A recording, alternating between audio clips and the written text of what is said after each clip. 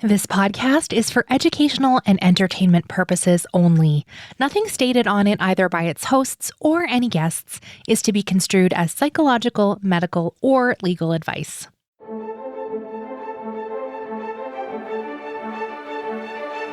You're listening to Adoptees On, the podcast where adoptees discuss the adoption experience. I'm Haley Radke. Today's guest is Kirsta Bowman, also known as Carpuzzi to much of the internet. Kirsta is an adoptee advocate who has alerted millions of TikTok viewers about unethical adoption rehoming practices. She shares some of her personal search and reunion story with us today, and we chat about the complexities of reunion when your biological family lives on another continent. And of course, we revisit the topic of grief when you're rejected from being reunited and when you find a grave. Today's episode has mentions of sexual assault and suicide. Before we get started, I wanted to personally invite you to join our Patreon adoptee community today over on adopteeson.com/community, which helps support you and also the show to support more adoptees around the world. We wrap up with some recommended resources, and as always, links to everything we'll be talking about today are on the website adopteeson.com. Well, let's listen in. I'm so pleased to welcome to Adoptees On, Kirsta Bowman. Welcome, Kirsta. Hi, thank you for having me. I'd love it if you would share some of your story with us. Awesome. So I am a private domestic adoptee. I was adopted and born out of the state of Louisiana. I was born in New Orleans. At 6 days old, I was taken to upstate New York, where I was raised for my entire life.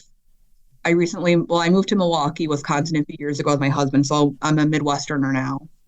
What makes my adoption a little unique compared to most domestic adoptees is I do have international birth family.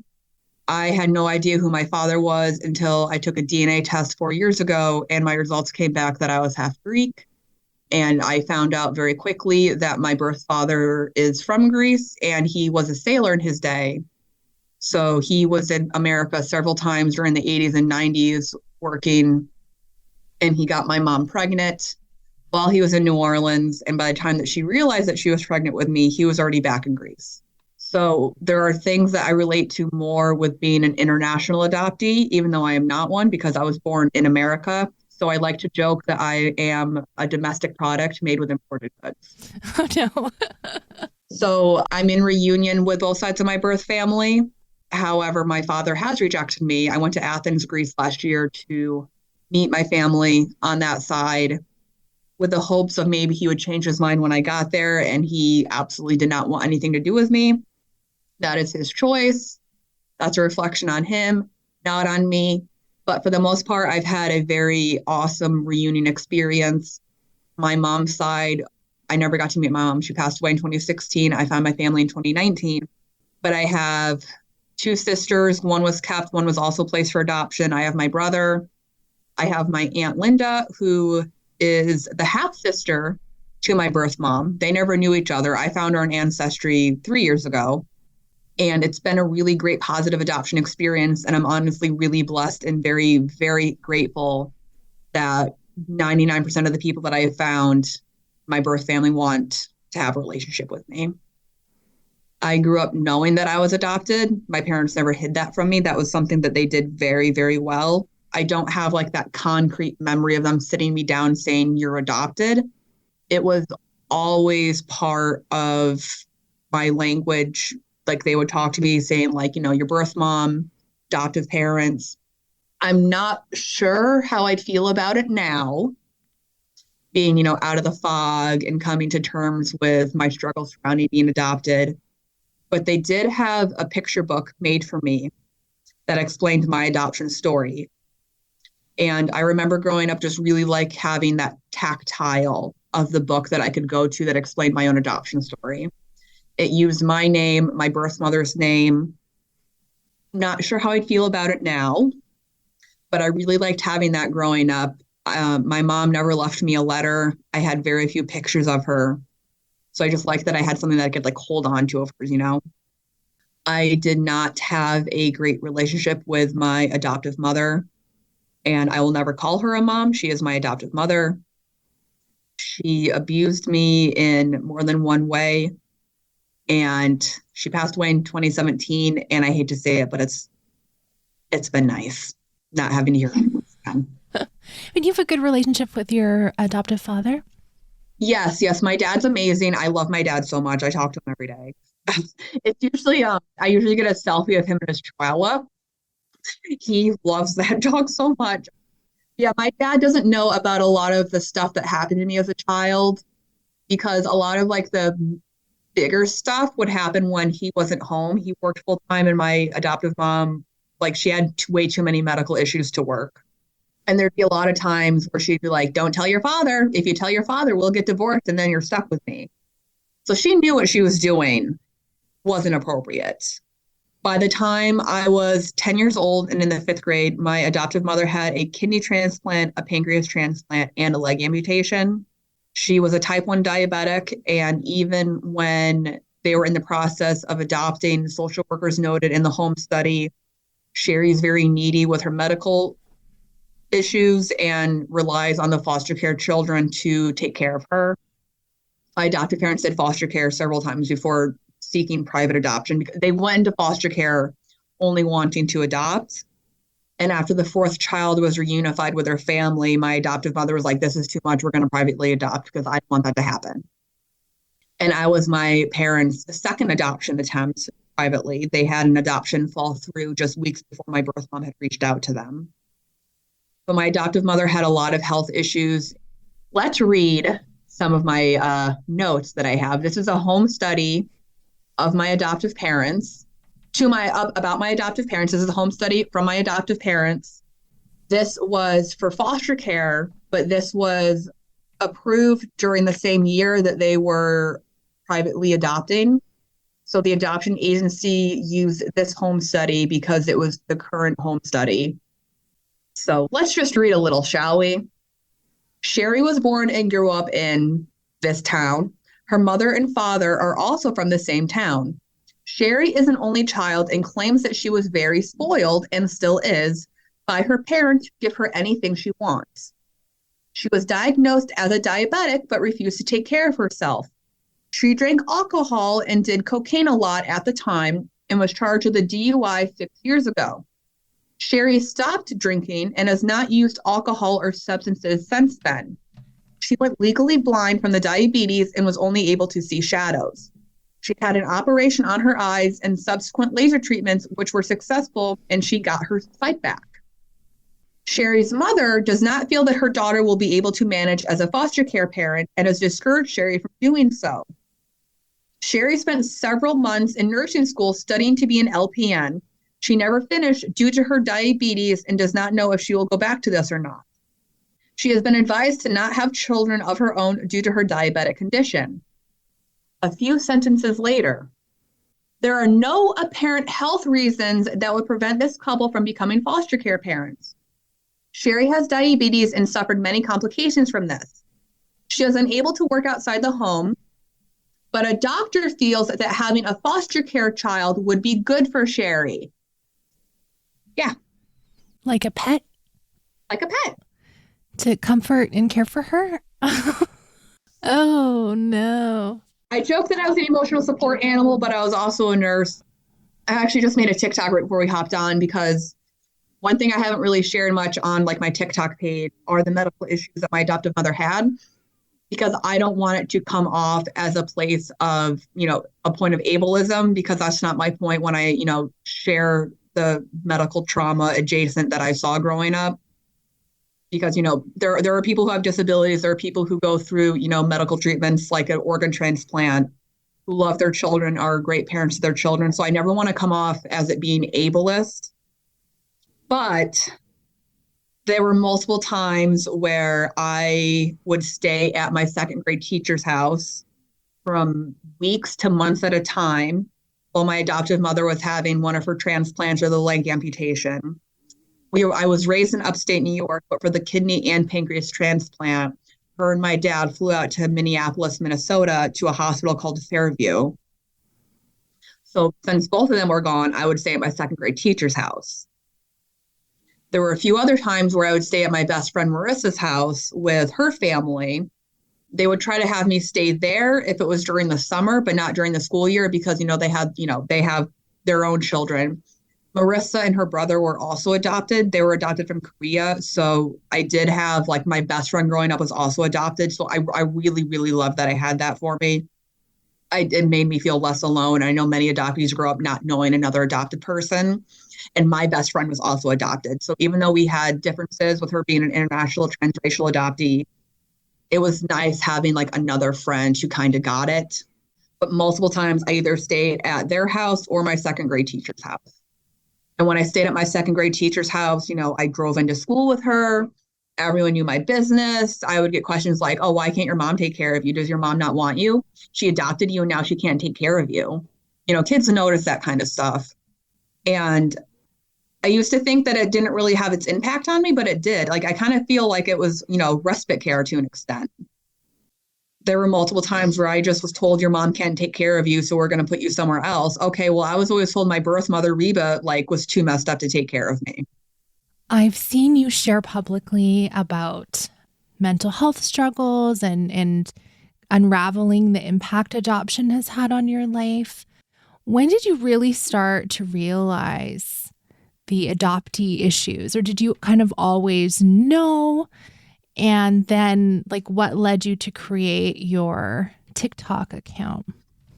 I always knew that I had issues with being adopted, partially because my adoptive mother was just so horrible to me. If I had what I now know as a PTSD attack, I didn't misbehave as a child. I work with children, I'm a teacher now. And even if I was a misbehaving child, that doesn't excuse what was done and said to me. But I would just get frustrated at something and cry. I would be emotionally dysregulated, as what happens with children and adults. I mean, who doesn't cry when they're overwhelmed with something? At least I do. And if I ever had any sort of emotional distress, I would be called a fuck up like my birth mom. No wonder your mom didn't want you. I'm going to send you back. I don't want you. My adoptive mother just could not handle a child being a child. So I always knew that I had issues with being adopted. I knew that I had siblings that my mom had kept. And I always wondered what was so wrong with me that I wasn't good enough to keep as a baby. Newborn baby, womb wet. And even then, I was not good enough. What was so wrong with me? And that always bothered me, even as a small child. I knew that my adoptive mother was not a nice person to me, but I didn't feel like it was safe to really talk about it until she had passed away. Her death was not expected. She had to go to the hospital because she had some sort of infection. And because of her transplants, anytime that she was slightly sick, she had to go to the hospital to monitor her symptoms. And they gave her some kind of medication and interacted poorly, and she ended up passing away of heart failure. And when my dad called me to tell me, I was at school, was watching second grade eat their breakfasts. I had breakfast duty. I just happened to keep my phone on vibrate that day instead of silent like I usually do. And my dad called me and said, your mother passed away. He was crying. I didn't expect that to come out of his mouth. But when he hung up, the first thing I thought was, thank God, I never have to hear her voice again. And I hate to say that about someone who's, passed away, but she abused me. She mistreated me. So it was hard emotionally because I was living in Wisconsin and me and my husband had to go back for the services. I didn't feel bad for my adoptive mother, Sherry, but I felt a lot of grieving for my father and my grandma. And I did have guilt, okay, I'm here for a week and a half. Now I'm going back to Wisconsin. It was pretty hard emotionally in a lot of ways. And this is before I'd been diagnosed with PTSD. And it started bringing up a lot of memories and feelings that I had suppressed for years and years and years. And I struggled greatly with my mental health a lot that year. And I one day was with my husband's little sister, who's also adopted. She's 15 years younger than me, but she shared that her birth mom had found her and she wasn't sure what to do about it. And I just remember thinking, she's a teenager and she's doing what I've wanted to do for so long. So I finally said, I want to find my family. And this is about a year after my adoptive mother had passed away. And my husband had ordered me a DNA kit for Christmas, December of 2018. And, I don't know if you've done a DNA kit yet, but when I was getting very, very antsy for my results to come in, the tube came, I sent it the same day. I know some adoptees will like hold on to the kit for a while because once you do it, it's a Pandora's box. But one day, January 18th, 2019, I was like, I bet I can find them on Facebook. I bet I can find someone at least who knew my mom on Facebook. So it was a Friday evening. My husband had not gotten home yet from his teaching position. So I was like, let's see what we can do. And I wrote a note on a piece of paper that said, "Hi, my name is Kirsta Bowman. I was born and adopted out of New Orleans, Louisiana. My birthday is December 4th. Reba McBride was my birth mother, and I'm looking for any biological family." I posted it to a bunch of New Orleans Facebook groups, hoping that someone would see it, at least knowing who my mom was. New Orleans isn't a big city. It's less than 500,000 people. And, she lived there for most of her life between that and Mobile, Alabama. So I'm like, someone at least might recognize my mother's name. It got close to 1,000 shares within 2 hours. Someone messaged me and said, "Hey, I knew your mom." So that right there is like, that's the first time anyone has talked to me that knew my mother, who was not my adoptive parents. So that right there felt like my second life started. And this is just someone who said they knew my mother. It's not a sibling. It's not a family member. They just knew my mom and they weren't like my adoptive family. And I talked to them for a little bit and they said, "Your mom got remarried. Look up Reba Torrance and see what pops up." So I typed that in and lo and behold, a few new names popped in onto white pages into Google. So I copy and pasted the first one, a very Greek name. I copy and pasted that name into Facebook, and a woman in her early 40s, late 30s popped up with straight hair, similar face shape as me. And because of the age difference, I didn't think at first it was a sibling or anything, maybe someone who knew my mom. So I messaged them, something I've messaged way too many times at this point. "Hi, my name is Kirsta. I was adopted at birth in America. Working for birth family. Reba McBride was my mom." And she responded back within maybe an hour saying, "Oh my God, Kirsta, you're my sister." And the next thing out of her mouth, well, typing, was, "You were born on December 3rd, right? I've been looking for you." She had my name spelled wrong, and she had my birthday wrong because my mom went into labor on the 3rd, but I was born a little after midnight on the 4th. So within 3 to 4 hours of searching on Facebook, I found my sister. And it's been amazing ever since then. So long story short, I finally felt comfortable talking about my adoption story on my Instagram account. Carpuzzi is just my Instagram. Like, that's my personal account. I didn't make a separate adoption account. So I just shared that I was in Reunion and found my siblings. And I went down to New Orleans, 2 months later to meet them with my husband. My husband's been so supportive through all of this. Shout out to my husband. And when the DNA results came back, it showed that I was half Greek, and my siblings are also on Ancestry. So it's really easy to see, who we share and who we don't share. And I was able to figure out pretty quickly, like, okay, my dad's not American. What's going on? I have no strong matches on my Greek side. People in Greece don't do DNA tests. They know they're Greek. So that's good. But it's true. Like, they don't do DNA tests. They know they're Greek. Well, there's a lot of international adoptees whose searches are very difficult because the commercial DNA kits that we're doing over here in North America are not really popular there. Yeah, like I know so many like South Korean adoptees who just don't have any information when they do a DNA test because people in Korea know they're Korean. It's very, very similar. The only benefit is the Greek community is very, very small and incredibly nosy. So I started making posts about, attempting to identify who my birth father was. And at first I was kind of like, I don't really like talking about myself. Like, I think that's kind of like an adoptee thing. We're kind of told to like be quiet and be grateful. I kind of like felt bad talking about myself so much on my own Instagram page, but here we are 3 years later. But I was just sharing stuff about, trying to identify my birth father, and people are just being like so supportive. And I started, reaching out to other adoptees like online for the first time and realized like, oh, other adoptees feel this way too. It's just not me. Okay, cool. And Instagram came out with like the Reels feature. So I started like doing like little, quick 15-second videos and they were getting a lot of engagement. And someone's like, you need to get on TikTok. I was like, no, TikTok isn't for millennials. It's for the young people. And then, I don't know, like a year and a half later, I was like, and I started making TikToks, and it kind of just like exploded. What I really like about TikTok is it's really easy to show receipts. One of my favorite comments I ever got on TikTok was, I know when I see you with a green screen, I need to sit down. But it's true though. Like how much more seriously are we taken when we have like receipts like, hey, this is how people talk about their kids.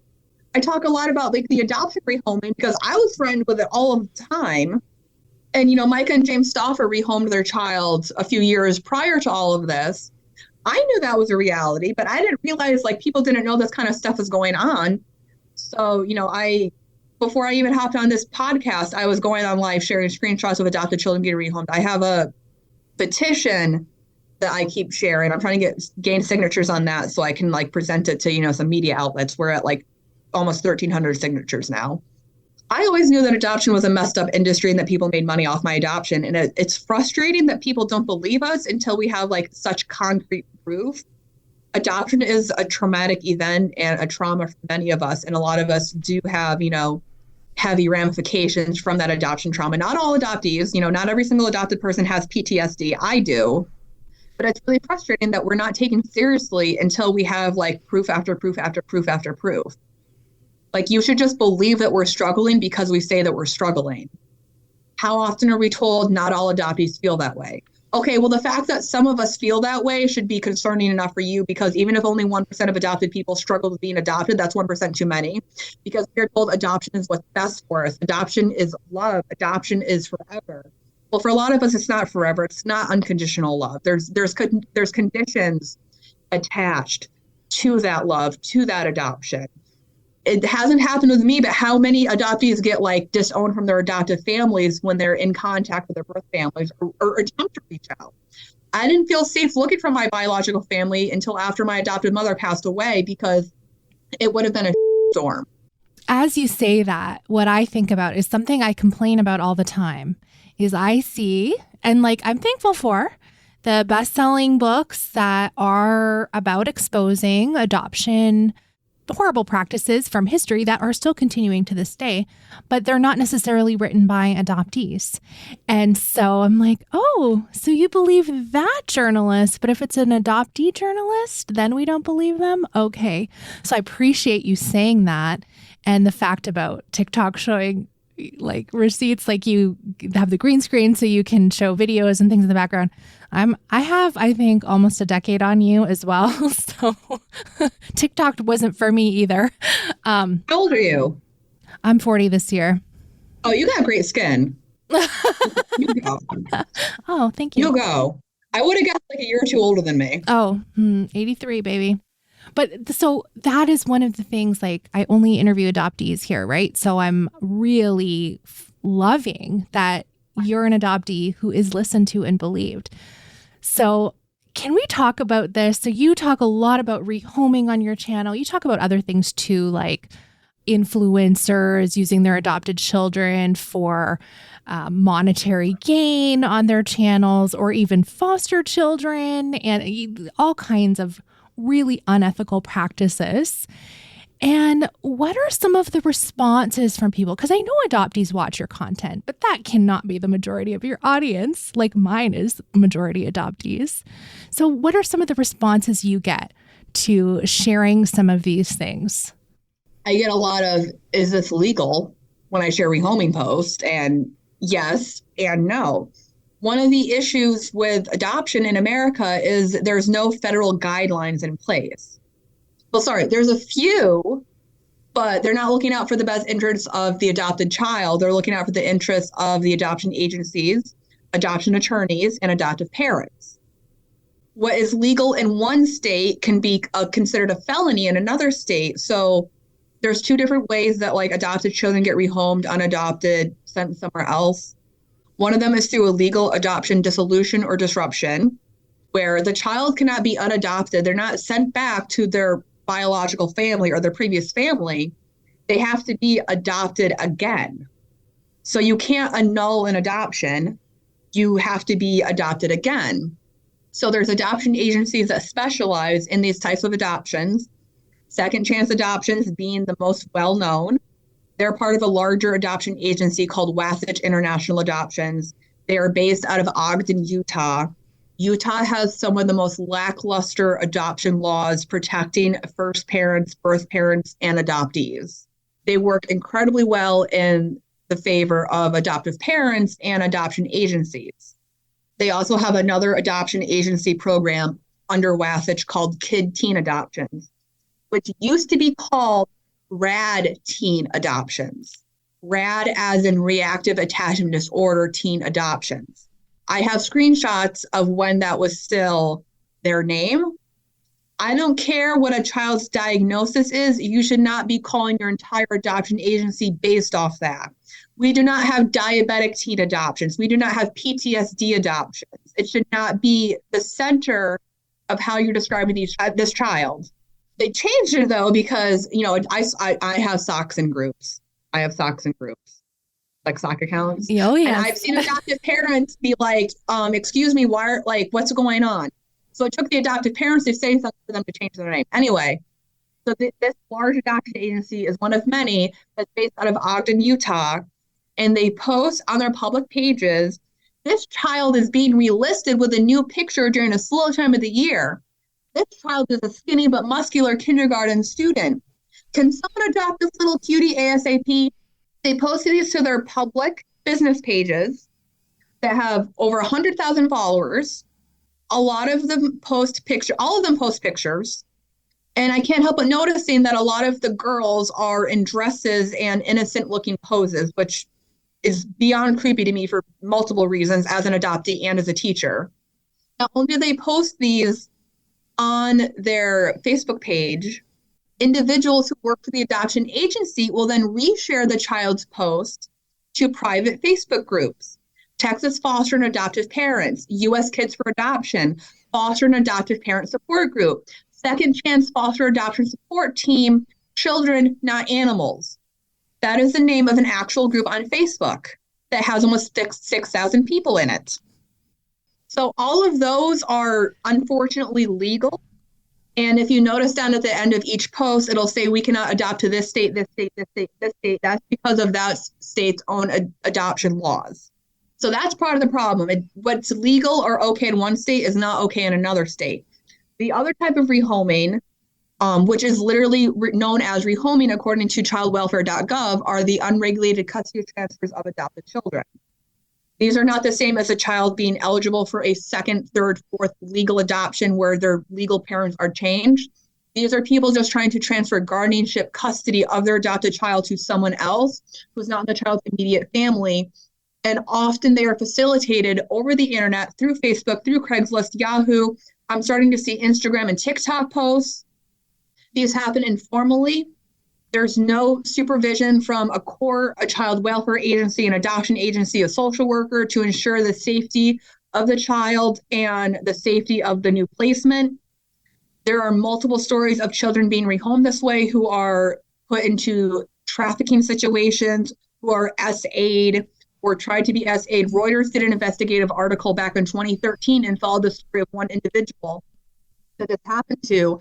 And on the very first night that she was with her new parents, who weren't actually her legal parents, they tried to SA her and she ran away. These have been happening for years. Facebook knows that people have been using its platform for at least 10 years. We know it's been going on longer than that, but Facebook knows that people have been using this platform for at least 10 years to legally and illegally rehome their children.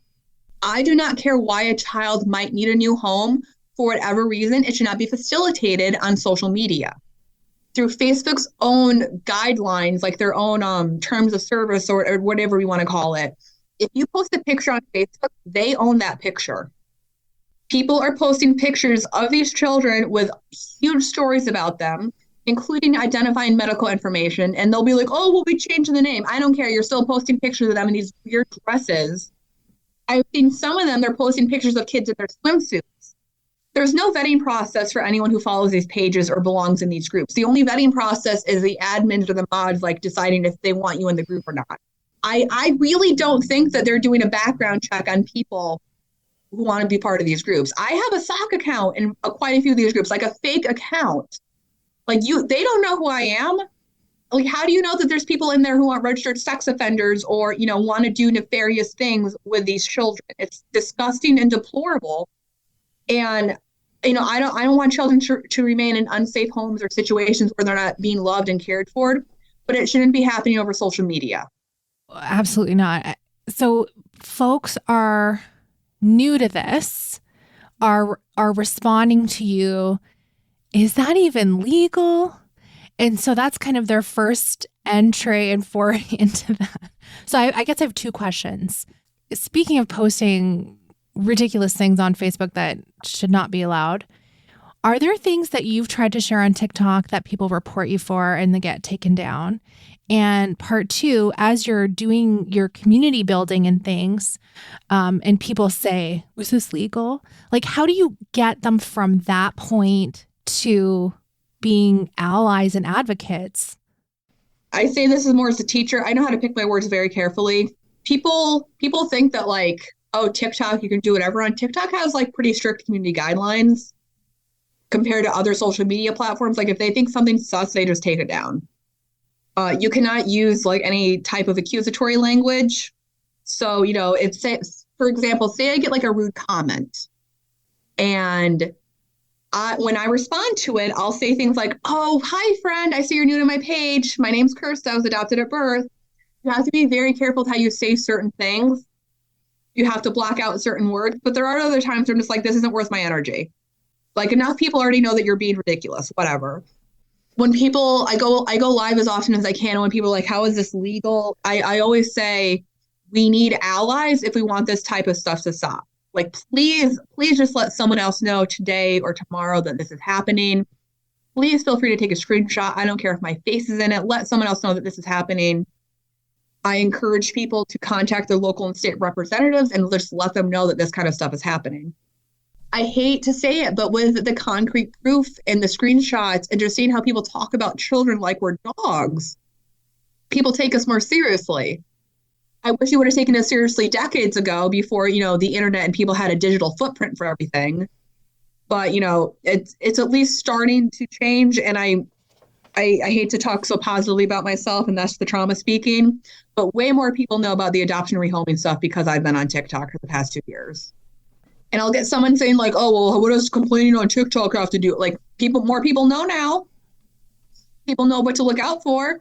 I've had adopted parents message me on Instagram and email me saying like, the Facebook group that I'm in, the adoptive parent group now has like it saying like any type of trafficking looking post will be removed.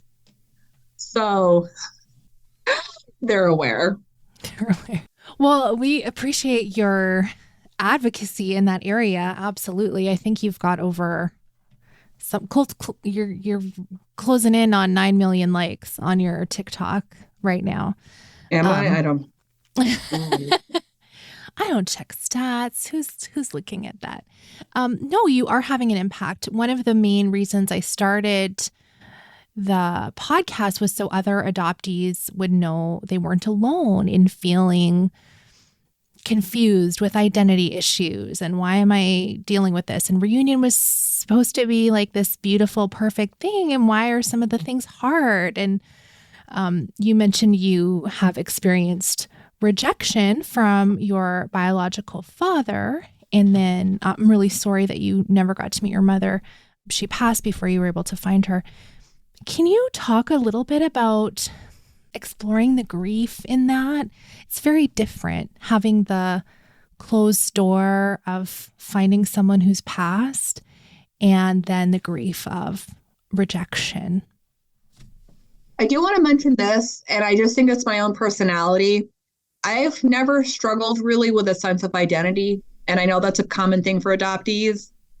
And I genuinely think that it's just my own personality. I know that I'm a little too headstrong and hot-headed at times, but I think part of it is because I always had issues being adopted with my adoptive mother. I think that I just, unfortunately, having that situation kind of like made me know who I'm not. But adoption creates all these wonderful situations for us as adoptees to grieve, not only for people that we never get to meet, but situations that we never get to have. How do you grieve for your mother that you never got to know? There's no right or wrong way, but it's something that, it's pretty unique to adopted people or even someone who was an NPE or donor conceived. How do you grieve for the person who gave birth to you that you've never even talked to? You've never even heard their own voice. One thing that I really wanted to do to honor my mother that I never got to meet, she never knew her own dad. She had no idea who he was. And I wanted to find that out for her. And also I wanted to find more family. I'm selfish. I want more family. And with a few hours of looking one day on Ancestry, I connected to a person who was like, hey, I think this could be the same guy. And they got a DNA test for someone in their family. And it was my Aunt Linda. I identified my grandfather, my mother's father. He unfortunately passed away in 2005, right before Hurricane Katrina. But it felt so great to be able to give that piece of the story back to my mom. And I never got to know my mom, but I do have my Aunt Linda now, and she's amazing. My mom had a sister she never knew about. Linda had a sister she never knew about. And they lived about half an hour away from each other for a good chunk of their life in Louisiana. My aunt's 20 years younger than my mom, so me and her actually have that in common because my oldest sister is 21 years older than me. But it's been wonderful getting to know my aunt. And I don't know if other adoptees feel this way, but when you're in reunion, it's happy and joyous. But then when the trip's done, you go through a grieving process. I don't live close enough to my family on either side to go visit them whenever I want. It's like a planned trip. And it's been easier with the New Orleans trips because now I go down every year. And I stay with my sister now, and a flight to New Orleans on Spirit is not that much money. I know some people don't want to fly Spirit, but you know what? For a 2.5 hour flight, I'll take it. But going to Greece, last year, I went through a huge grieving period because I went and I met them, but then you come back and it's just a reminder of everything that you didn't have because you were adopted. And even if I had been kept by my birth mother, she was American, but she married several Greek men. My other sister, who my mom kept, is also half Greek, and that's why her name is Greek. And I still would have been raised with some Greek influences if I had not been adopted. My birth mother spoke fluent Greek. She made Greek coffee. New Orleans has a very rich Greek community. So even if I had not been adopted and did not know who my mom knew who my father was. And had a relationship with my father and my family in Greece, I at least would have known that I was Greek and would have had ways to connect to that. And when I got back from Greece, my uncle, my father's brother, is very, very loving. He's a huge family man and he wants to get to know me, but he doesn't speak any English. So a lot of our conversations are just kind of smiling at each other. And, I know more Greek than I did, 4 years ago, but I'm barely conversational. So I will say it's pretty awkward having to explain to your uncle over Google Translate that you've struggled with suicide your entire life and been hospitalized for attempting. So that was something I didn't think I'd have to do, but it's grieving for the relationships that you didn't get to have, or just the lost memories, or knowing that you don't have as much time with your family. But, it's bittersweet. And it sounds kind of I don't know how to describe it, but it's nice knowing that I can feel all of these things. I had no sense of family until a few years ago. The only supportive family that I had beforehand was my husband's family. And bless his mother, but she's very, very motherly, and I'm not used to that type of love. His family's been incredibly supportive, but now I have more family than ever before. And I actually value having family now. I have so many pictures of people in my adoptive family who have been supportive on my walls. My dad, I have so many pictures of me and my dad, my husband's grandparents, his family, pictures from our wedding. And I didn't value family until I came into reunion and found my own. I appreciate you sharing that. And I have a comment on the reunion piece. I've been in reunion with my dad for almost 12 years and absolutely would feel that way after visits. It's just like, oh my gosh, like I can't believe I missed out on the years and I can't believe the visit's over. And especially in the early years, not having a planned next time was really tough. Because if there was a next visit planned, then I'm like, okay, well, I know in 6 months or whatever, right? That I had that point. But I tell you, as the years have gone on, and we've worked on lots of things, and like we went to therapy in the very beginning and like really worked hard because I had a failed reunion with my birth mother, and she rejected me after 4 months. And I feel like things are more normal now. And it's more like other people experience. And I don't know. I don't know if that gives any hope, but like, I don't know. I shouldn't even say hope really, because I think it's good for us to feel the grief as painful as it is. It's that acknowledgement of the loss that we've had, and we're not shoving it to the side. We're actually feeling it. So, I think it's like a big complex thing. When I wanted to find my birth father originally, people were like, he never married, he never had kids. Like, he's probably going to want nothing to do with you. And people in my adoptive family, by adoptive family, I mean like one cousin, because I don't really talk about reunion with anyone in my adoptive family. But, people online, people in the Greek community were like, he's probably going to reject you. Like, why go through with it? I'm still happy that I went through with it. I rather be rejected and know that than spend a life of wondering, like, did it hurt to go all the way to Greece and then my uncle text a picture saying I'm with your daughter, and he's saying I want nothing to do with her. Did that hurt? Yes. Would I be sitting here today if I had not gone through with that? Absolutely not. Like, it's hurt. I absolutely wish I could say that I've met one of my creators. That's just biological instinct. But it really has just solidified that I do not need him to live my best life. My family's still kind of hoping maybe he'll change his mind when I go back next June. I'm not holding my breath. I'm not going to spend energy on someone who clearly doesn't want anything to do with me. Him rejecting me is not a reflection on me. It's a reflection on him. Like I say to kids, it's a them problem, not a you problem. He doesn't know me.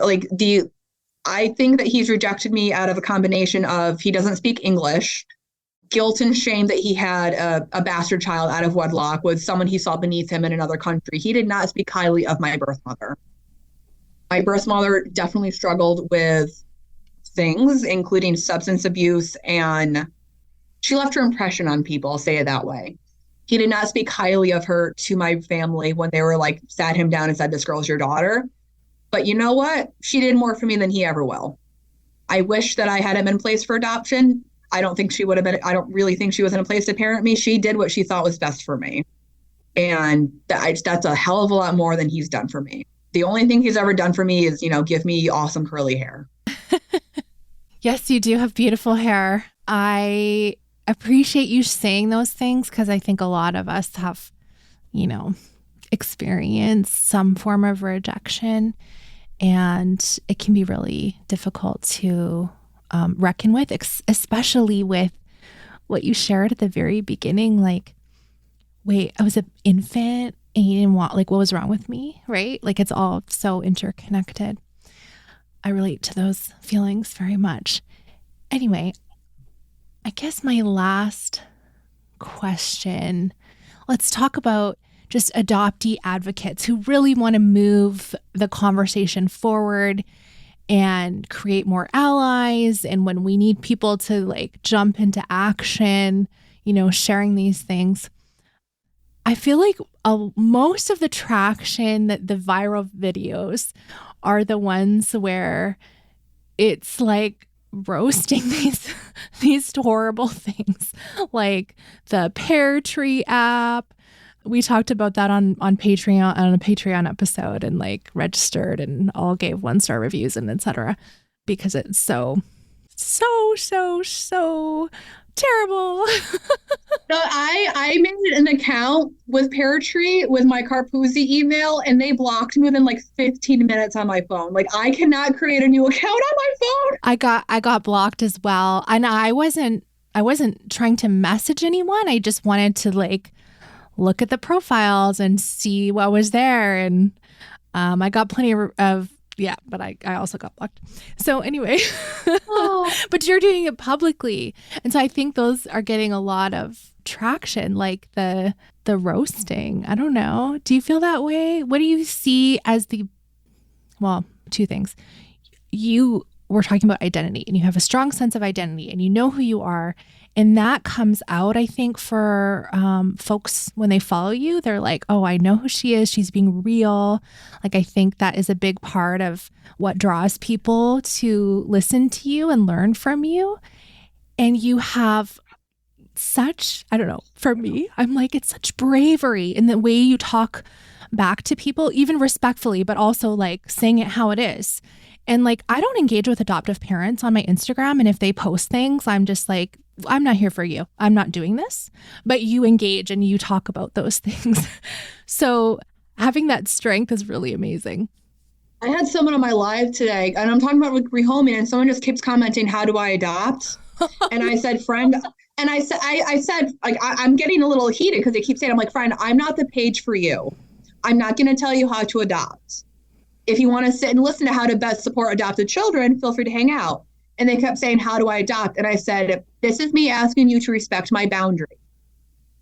And they stopped.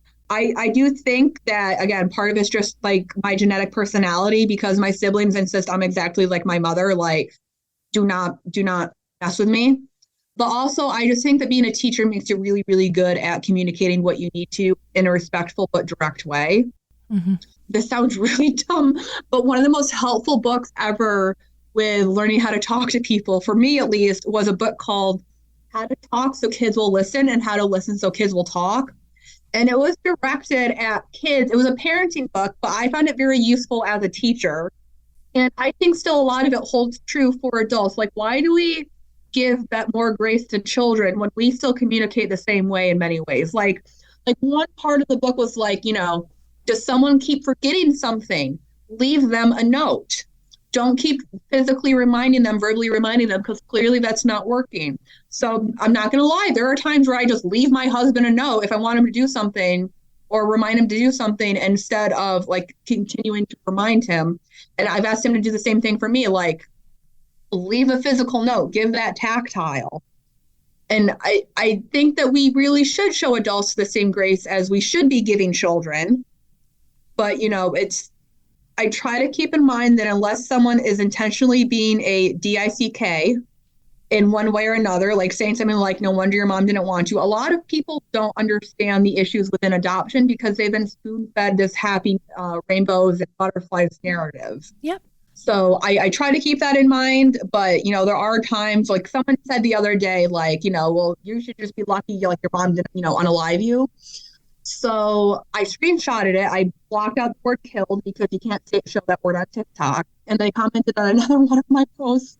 And I just said, oh, Michelle, thank you for volunteering. So I was like, thank you for this wonderful opportunity to see how adopted people get talked to. And I think that one reason why it's easier for me to talk about certain stuff is because my adoptive mother was just so horrible. Like, nothing anyone says to me can surprise me. Like, I've already heard it all. And I came into reunion and kind of dealt with that first wave of grief before I got on TikTok talking about it. And I think that's one reason why it's a little bit easier for me.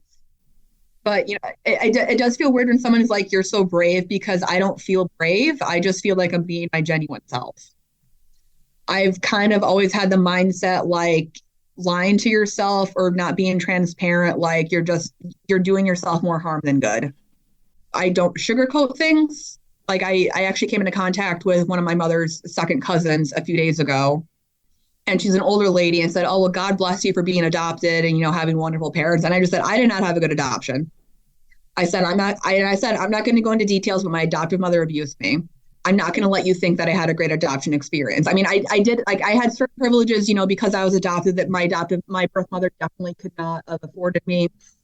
Like, I didn't have to worry about like my medical needs getting met. I always had food on the table, that kind of stuff. And I know that my siblings that my mom kept struggled in other ways that I just did not, but not a good liar. I mean, I appreciate it. It's, I think when we're vulnerable and we show our real, true self and whatever that is, that's what people are drawn to. But it comes at a cost for some folks if they still have like a easy to hurt feelings exterior. Anyway, I know we're coming to the end of the time, so we should do our recommended resources. So I absolutely want people to follow your TikTok account. And even if you're older than me, like you can be on TikTok, you can watch the videos. You repost some of them on Instagram too. You know what I like about TikTok? It's a great way to learn from people that you typically would not learn from. There's one account, her name is Crutches and Spice, Imani. She's a fat, Black, disabled person. And that's like what she talks about in her intersection. And I love that I can like listen and learn from her because I don't know many people like that in my real life. And who I do, get shadowed by able-bodied, thin white women. Dylan Mullaney is a trans woman who's been going through her journey. And I just love getting to like listen and follow. And you get to listen to a lot of voices you typically wouldn't be able to listen to. Or, if you need some wholesome content, follow Howie the Crab, eating a little piece of cheese. Amazing. Okay. Well, link to those accounts for people as well. I also know you did a podcast episode with Francie on the Adoption Advocacy podcast, and you guys talk a little bit more about the predatory practices of agencies. So we'll link to that so folks can hear a little bit more from you guys on that. And what do you want to recommend to us? Reuters did an investigative study article 10 years ago, but a lot of it still holds true, called The Child Exchange. And it goes into the rehoming practices of children on the internet. Now, since that article's been published, some groups like Yahoo and Craigslist have tried to monitor people using their websites for, very suspicious type activity with children. But Facebook just is still a lawless land. And I think that's a really great article, even though it's 10 years old. A lot of it still holds very true. And it follows the individual story of one girl who had been adopted from Liberia and displaced in that way. It's a quick, good TLDR of the rehoming practices. Great. And also there's a book called American Baby by Gabrielle Glazer. And it goes well into the shadow history of adoption in America and how agencies have treated people in the name of adoption and hide information from people. Thank you. Yes, great recommendations. And where can we connect with you online? My TikTok and Instagram, which are Karpoozy, Karpoozy. Karpoozy means watermelon in Greek. So I wanted to have a Greek name that was not my Greek surname. And I think Karpoozy is just a really fun word to say. So that's why I picked it. It is. It's so memorable. Thank you so much. I really appreciate hearing some of your personal story and hearing about your advocacy work. We really appreciate it. Thank you. I appreciate you. Friend, I'm so glad you were able to listen to today's episode. If you like and appreciate the work Adoptees On is doing, please consider joining us over on adopteeson.com/community. And we'd love to have you as part of the monthly Patreon supporters. And if you are more bookish and readerly, we also have a adoptee only book club, and details of that are adopteeson.com/book club. Thank you so much for listening. Let's talk again next Friday.